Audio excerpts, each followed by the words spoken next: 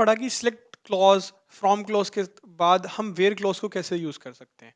बहुत सीधा पढ़ा कि हम प्रॉफिट इज इक्वल्स टू 1000 लिख रहे हैं, हम प्रॉफिट सेल्स ग्रेटर देन 10,000 लिख रहे हैं, एक पर्टिकुलर ऑर्डर आईडी को फिल्टर कर रहे हैं, हम अपनी एक कंडीशंस को टेस्ट कर रहे हैं कि ऑर्डर आईडी मुझे सिर्फ यही चाहिए, मुझे सेगमेंट कंज्यूमर चाहिए, ठीक है। लेकिन व्हाट इफ मुझे मल्टीपल कंडीशंस को टेस्ट मुझे मतलब मुझे सिर्फ वही रोज चाहिए जो प्रॉफिट भी 0 से ज्यादा हो और सेल्स भी 1000 से ज्यादा हो। मुझे वही रोज चाहिए जो कि जिसकी order ID is equal to 1 2 3 4, एक हाइपोथेटिकल एग्जांपल, और उसकी उसकी सेल्स 5000 से ऊपर हो, एंड सो ऑन। हम मल्टीपल कंडीशंस को कैसे पास करते हैं with with using the where clause. Okay, so सबसे पहला क्लॉज आता है हमारे पास एंड और एंड और इज माई लॉजिकल ऑपरेटर। जैसा कि हम सब स्क्रीन पर देख सकते हैं, it allow us to test the multiple condition for condition one as well. अब देखिए, कंडीशन वन को भी आप टेस्ट कर सकते हैं, आप कंडीशन टू को भी टेस्ट कर सकते हैं। ये ओनली रिकॉर्ड देगा जहां पे कंडीशन वन भी पास हो, कंडीशन टू भी पास हो। तो कंडीशन वन के लिए भी हमारे पास ट्रू होना चाहिए एट द बैक एंड, और कंडीशन टू के लिए भी और वन के लिए भी, and so on nth condition के लिए भी, ठीक है। तो extract the data for both true conditions. अगर आप मेरा टेबल देख रहे हैं, टेबल में मैंने सिंपल सा लिख रखा है कि मेरे पास कस्टमर आईडी है, फर्स्ट नेम है, लास्ट नेम है, एज है एंड कंट्री है। उसके बाद मैंने बोला I want only first name, last name and customers. Okay, from customers, मेरी टेबल का नेम कस्टमर्स है, मैं देख सकता हूं, लेकिन मुझे सिर्फ वो रिकॉर्ड चाहिए वो रिकॉर्ड चाहिए जिनकी कंट्री यूएसए है।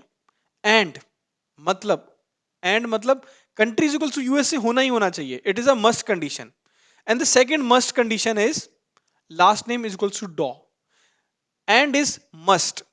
कंट्री इज इक्वल्स टू, मेरा जो डेटाबेस है जब मैं क्वेरी कर रहा हूं, ये बोल रहा है कि मुझे country is equals to USA चाहिए ही चाहिए, और मुझे लास्ट नेम डॉ होना चाहिए।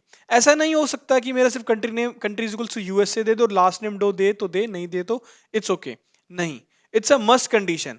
अगर इन दोनों के नाम का एक क्राइटेरिया पास होता होगा at the back end, true hit होएगा, country is equals to USA and last name is equals to Doe, तभी मेरे पास रिकॉर्ड्स एक्सट्रैक्ट होके आएगा। एल्स अगर इन दोनों में से एक भी फेल हो जाता है, अगर एक भी, जैसे अगर मैं बोलूं लास्ट नेम डो है, लेकिन डो के आगे कंट्री जो है वो यूके है, there will be no records.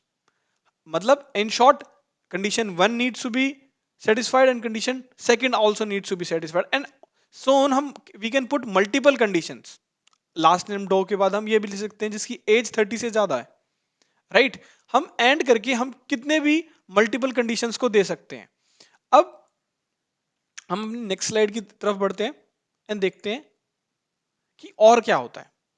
Okay, और मतलब अगर मैं एक लॉजिकल डिफरेंस बताऊं ना, तो दोनों की एक लॉजिकल ऑपरेटर है, दोनों मल्टीपल हमें अलाउ करते हैं, सीक्वल क्वेरी को अलाउ करते हैं कि वो मल्टीपल कंडीशंस को टेस्ट कर सकें, राइट। बट यहां पे एंड और में एक बहुत बड़ा डिफरेंस ये है कि एंड क्या बोलता है, मेरा कंडीशन वन भी पास होना चाहिए और कंडीशन टू भी पास होना चाहिए, या फिर कंडीशन वन के लिए भी ट्रू हो और कंडीशन टू के लिए भी ट्रू हो। लेकिन और क्या बोलता है कि अगर भाई साहब मेरे पास कंडीशन वन ट्रू हो रही है और टू चाहे फॉल्स हो रही है, डजेंट मैटर, जैसे ही मेरा condition one country is equal to USA अगर मेरा पास होता है, डजेंट मैटर मेरे पास जो और में कंडीशन लिखी हुई है, जैसे last name is equal to Doe, वो मैं चेक नहीं करूंगा, ठीक है। मैं अगर कंडीशन वन पे हिट हुआ, मैं उस रिकॉर्ड को फेच कर दूंगा बिना देखे कि कंडीशन टू पे क्या है।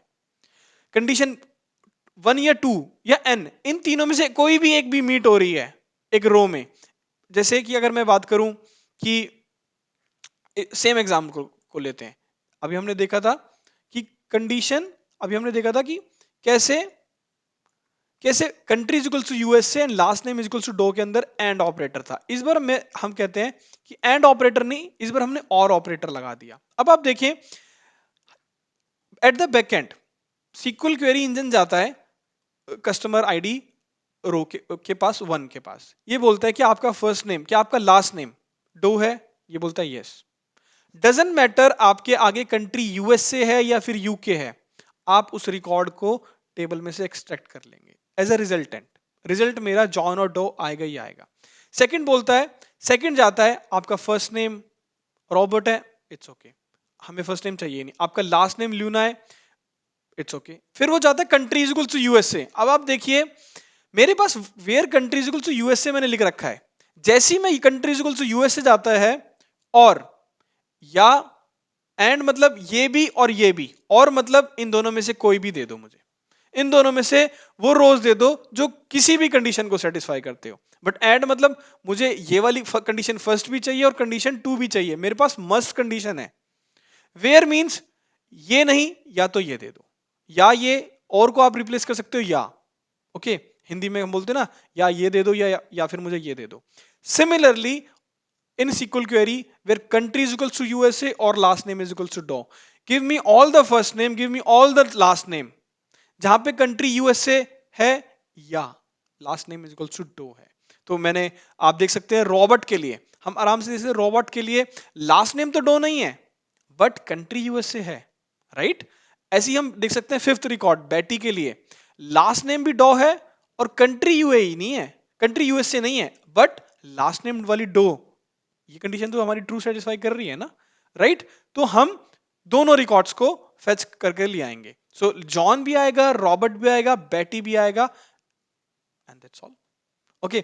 और अगर आप नोट कंडीशन में देख रहे हैं जब मैंने लिख रखा है select everything from customers where country is equals to USA और country is equals to UK and age is equals to greater less than 26 okay.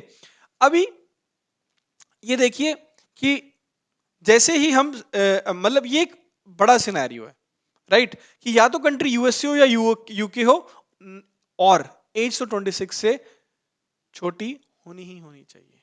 ठीक है तो हम और एंड को एक साथ भी यूज कर सकते हैं इस लॉजिक को।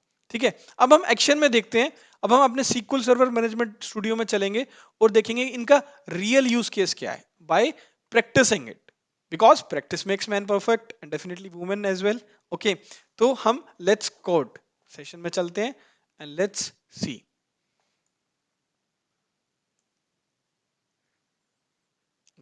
हम गए हमने सिंपल लिखा फिर segment is equal to consumer okay. यहाँ पे हमने फिर दोबारा वही अप्रोच करी जो हम पिछले 3 क्लासेस से लेते आ रहे हैं। सिलेक्ट किया जो जो कॉलम्स मुझे चाहिए।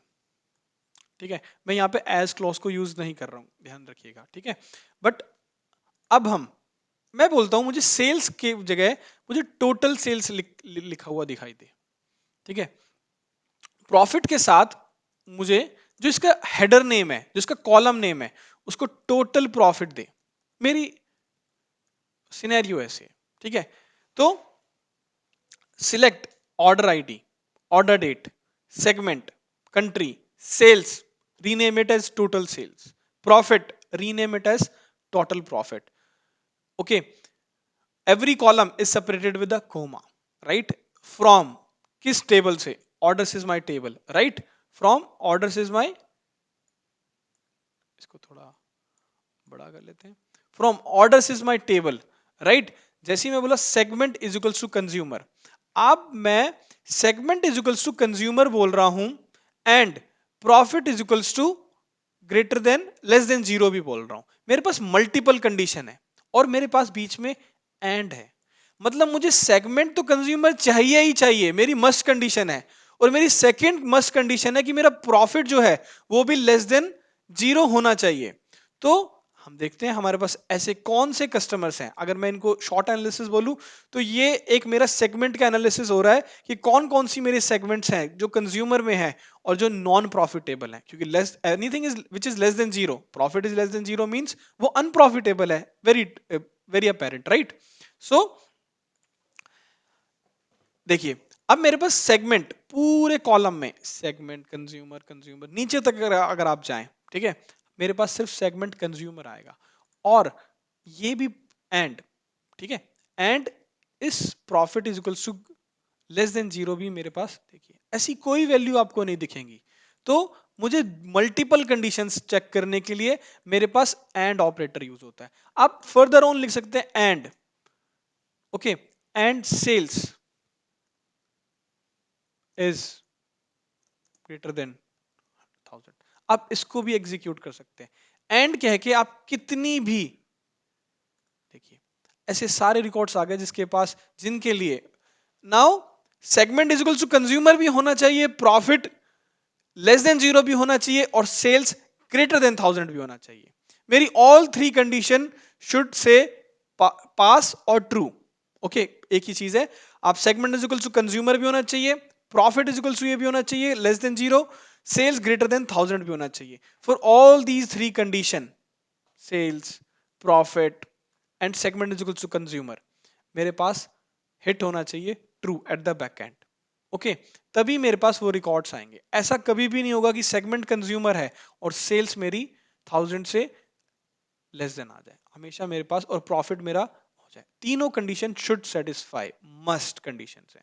Okay, so this is about our and operator. अब हम देखते हैं एक्शन के अंदर by using a practical code कि और ऑपरेटर क्या बोलता है। ओके, और ऑपरेटर क्या बोलता है, और जैसे हमने अभी पढ़ा, या तो segment is equal to consumer हो जाए। ओके, या तो सेगमेंट इज इक्वल टू मेरा कंज्यूमर चला जाए, या फिर profit is equal to zero. दोनों में से एक ट्रू आ गया, मेरे पास रिकॉर्ड आ जाएगा। वेरी सिंपल, ठीक है।